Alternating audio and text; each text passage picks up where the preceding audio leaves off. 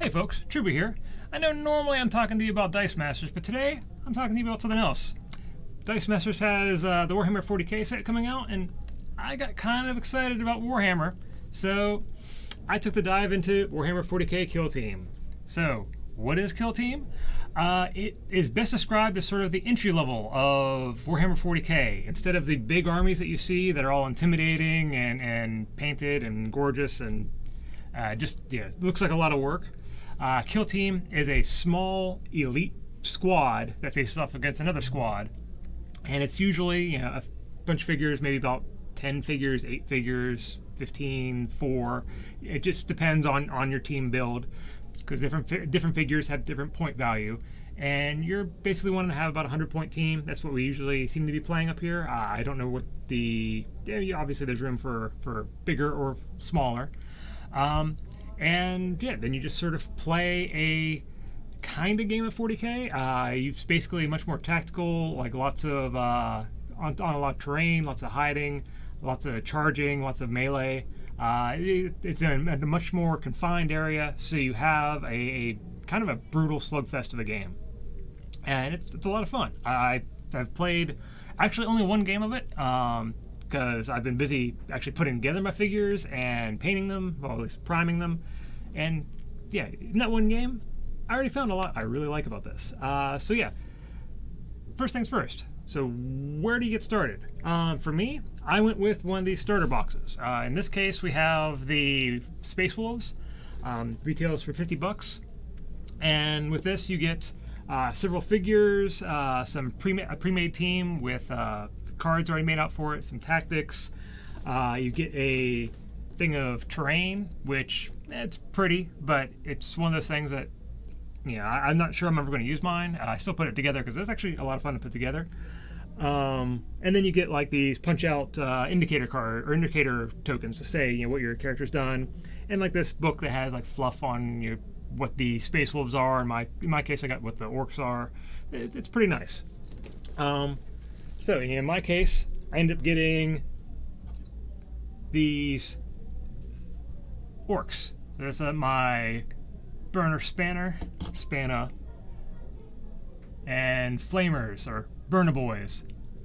The set also allowed me to put together orc ludas instead of burner boys, but I decided to go with burner boys since that's what the box had to start with.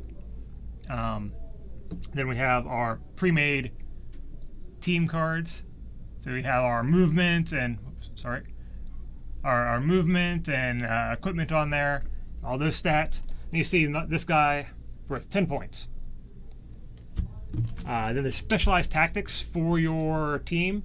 So in this case, I have the orc tactics. These are basically things you can do like once per round, but you have to have a certain number of points. That's getting down into the weeds too much, but still, these are tactics that you can only access from having the orc starter. And then you have your thing of tokens. These are actually really nice because they help you remember what your character did. So, there's your retreat, advance, the moved icon, the charge icon, and this one was readied and already shot.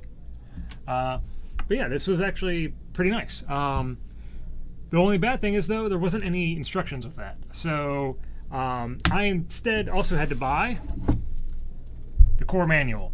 And this was like, I think $40 or something like that. So yeah, it's actually kind of a big investment already.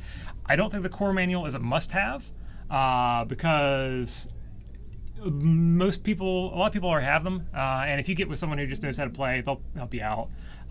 But still, I wanted the core manual. This has a bunch of the other teams that are in here, like it has your Gene Stealers, your Tyranids.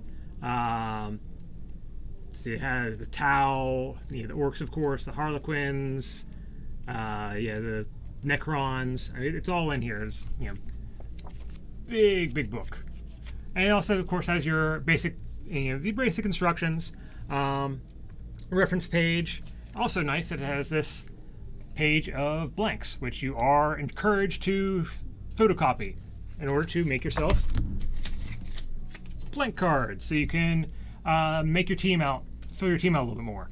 So There are actually blank cards you can buy. They're like $15 for a big deck of them, but you just print these off. It's much easier.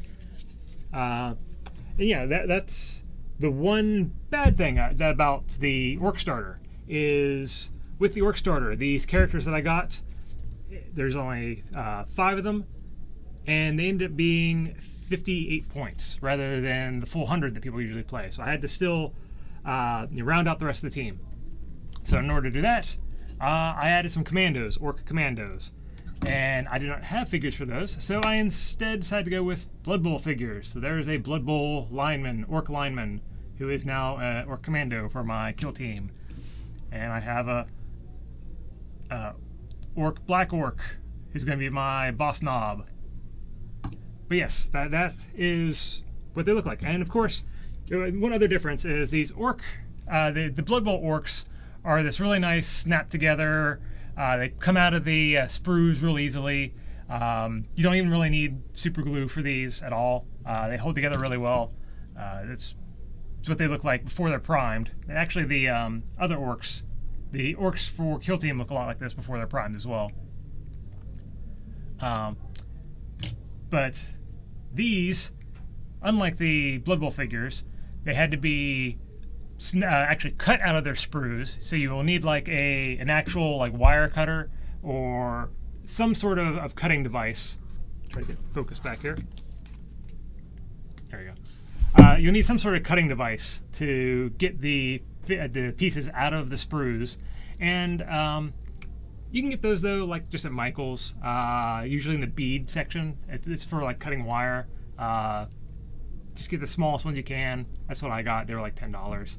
And then you are going to need super glue or some form of glue in order to hold these together. That said, you also get to do all sorts of customization with them. Because of the super glue, instead of doing the snap together, it gives you a lot more room and a lot more customization capabilities with these. So you can put whatever heads you want on whatever figure. You can add things to them without any problem. Like the Burner Boys, I could have done the Ludas instead of Burner Boys, so they would have had these big guns all over them. I still have all those extra pieces, so I could, if I wanted to, I could try to glue some of those pieces onto my Blood Bowl figures. I'm not going to, because I still like Blood Bowl. But yeah, it's pretty nice having all that customization. The only other thing you need then, after all that, is tape roller. Probably a nice, small, thin one. Oh, and you also should have some dice. So just all you need is D6s. So just grab some D6s and you're good to go. It's pretty simple. So you're basically moving your distance, which is like in my case it's like 5 inches. I move my guys 5 inches, and then you have a shooting distance. So my Burner Boys all have a shooting distance of 8. So anything within 8 inches of them gets burnt to a crisp. Pretty nice. But yeah, that's Kill Team. The other nice thing about Kill Team is the games go pretty quick. Unlike Blood Bowl, which I love, games still can go really long, an hour and a half, 2 hours for just one game. Warhammer 40k, I know those games can go really long. Kill Team is kind of on a set timer. I guess you could think of it as like your troops are deployed and they only have so much time before the mission's over. So you play like 4 or 5 rounds, I think. I've only played the one game. I'm still trying to iron out the actual in-game stuff. But what happens is you play like 4 or 5 rounds, and then you check to see, you basically roll a die to see if the game continues. And if the game does not continue, it's over. And then every turn after that, it's more likely for the game to end. So you're going to end the game after a couple rounds. So for a 2-player game, that tends to last maybe 30 minutes. If you're still getting used to the rules, maybe 45. I played a 4-player game, which was a little hectic and took a little longer because we were still doing 4 rounds, but that's 4 people to do their rounds. So you take a half hour times 4, 2 hours. That's about what it was. 2.5 hours, 2 hours. It was somewhere in there for us to get through everything. But still, 4-player game, 2 hours.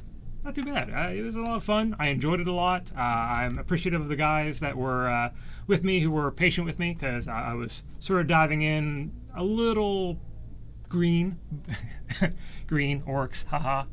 But still, it was a really fun game, and it worked out well. One other thing before I finish up here, if you don't want to buy the manual, there's also a iOS and Android app called Battlescribe, which has all the team configurations in it. So you can actually go and see, build out a Tau team, build out a Necron team, and then after you've built that out, decide what figures you want to buy. So you can figure out more easily what your team's going to be. And that's like, I'm still deciding. I have these commandos. I'm still deciding if I want to buy an actual set of commandos. We'll see. I might. You got me, Games Workshop. You got me on another game. Oh, getting my money. But alright, that's all, folks. Kill Team, it's pretty awesome. Hey, so is Dice Masters. We play on Sundays. So, yep. Hope to see you guys out here. Kill Team, Dice Masters. One last thing. Tomorrow at Four Horsemen, that's this Saturday, there is a all-day charity event for suicide prevention. So if you want, I know they're doing Warhammer 40k most of the day, so and Kill Team. So if you want to come up, check out the games, please do. And hey, while you're here, contribute. That'd be great. All right, that's all, folks. Thanks for listening to me, and catch you later.